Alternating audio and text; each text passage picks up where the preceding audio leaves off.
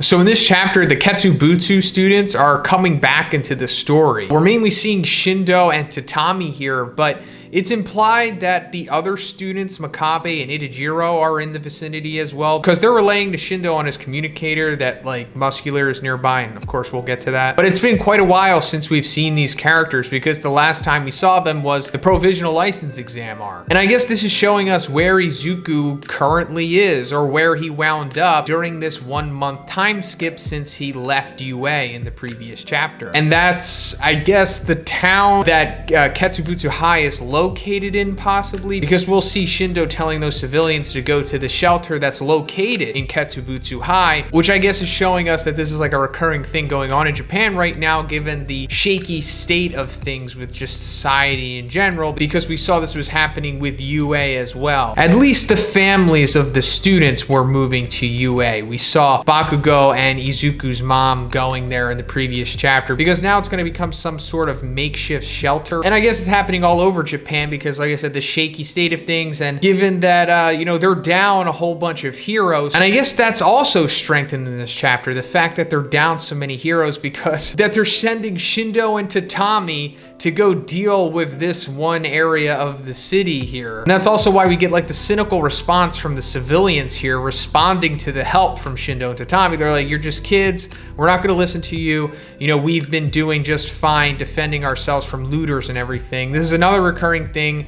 We've seen that civilians and shop owners and people like that in general were just kind of like defending themselves from like villains or criminals and whatnot, in lieu of like the shortage of heroes and just kind of like the downfalls of heroes in general, with them just, I guess in a way, kind of losing the war or not winning it, I'll say. And also all of the dirty laundry coming out with Endeavor and Hawks and whatnot. So with the reintroduction of Shindo and Tatami, we're also finding out that they're third years now. When they were originally in the story back in the provisional license exam, they were second years. So I guess this is indicating that the new school year has started, meaning that technically we're seeing what could be considered second year Izuku here. And like I said in my video yesterday, this is something that we've been waiting for a very long time. It seems like they've been in their first year for like 7 years at this point, but we finally have second year Izuku, or just second year class 1A, but just not the way that we wanted, or at least I wanted. I was hoping for a second sports festival, but it seems like that was probably going to be a little too good to be true. But anyway, Muscular is showing up in this chapter right in front of Shindo and Tatami. He is like the escaped villain that's terrorizing this city right here. And I'm pretty sure this is also what we were seeing at the end of the previous chapter, when Izuku was looking down on the city and we saw like those buildings collapsing, and he was like, that's a big villain. Guess he was referring to Muscular there. And wow, he's probably the most imposing he's ever been in the series right now,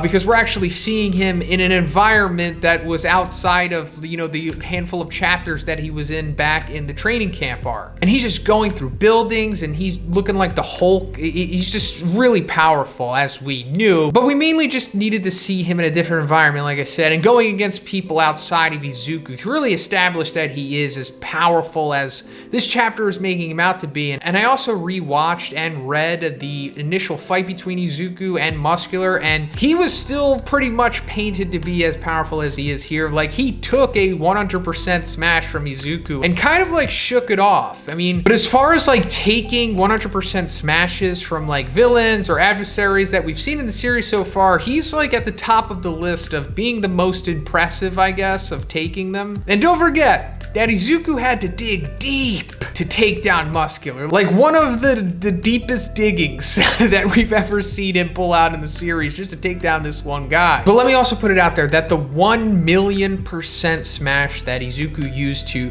take down Muscular originally, I understand that that's not literally 1,000,000%. I mean, I know that we don't have to talk about this, but maybe there's some new people that aren't necessarily sure what that meant, or just want to know my opinion on it. I'm pretty sure that was just like a hyperbolic statement used to make that seem more compelling, I guess. It was Izuku essentially tapping into the Vestige's power to give him just a little more oomph, you know, similar to what we've seen All Might do previously in the series, or at least it's made more clear in the anime. But I doubt it was 1,000,000, because he probably would have have destroyed the continent or something if it was. It was just enough to take down Muscular with one solid strike. But speaking of his durability, he's straight up taking Shindo's best shots here. I mean, he initially just shakes off his like vibration quirk attack, but then Shindo like uses his named attack, and even that is not enough. Going back to me saying that, like, you know, Muscular took a 100% smash and kind of shook it off. So I doubt Shindo is as strong or stronger than that. But after Muscular takes this to the face by adding more fibers to him, he's about to just finish Shindo off. And then our boy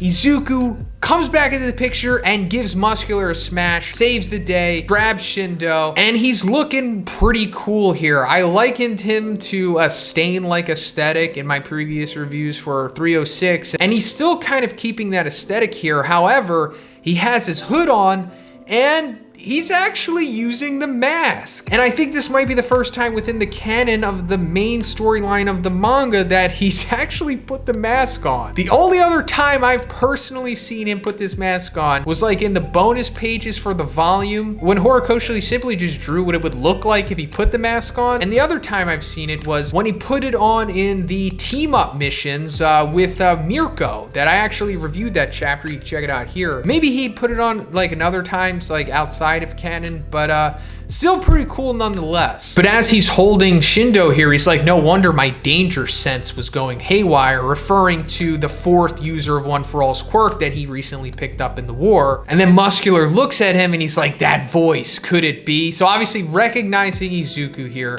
the one who put him in jail. And that being said, we're gonna get a rematch now. Izuku at the, I guess, perceived peak of his power, or, you know, up until this point in the story. So on paper, like I was saying in my video yesterday, this should be way more competitive, if not favoring Izuku this time around. I mean, he has way more control over One For All, and he has all of the bonus quirks, and he has the experience and knowledge of what Muscular is like. So I guess Izuku, I don't know, maybe will mid-diff him or something. But that raises the question of, like, is Izuku okay? Like, is his body all right? How far can he go? He was like near paralysis coming out of the war, if almost assured paralysis, until something over this 1 month span happened and he's seemingly okay now. Now, like you all, I don't understand what's going on with him because it hasn't been explained, which maybe that will come into play into the next chapter. Maybe he'll have some kind of limiting factor to him, possibly. And a lot of people have been asking me, like, you know, do you think Eri maybe fixed him with her ability? And I thought that that wasn't really an option. That's why I didn't really even talk about it, because she recently used her quirk on Mirio to bring his quirk back. So that would mean that she would need more time to accumulate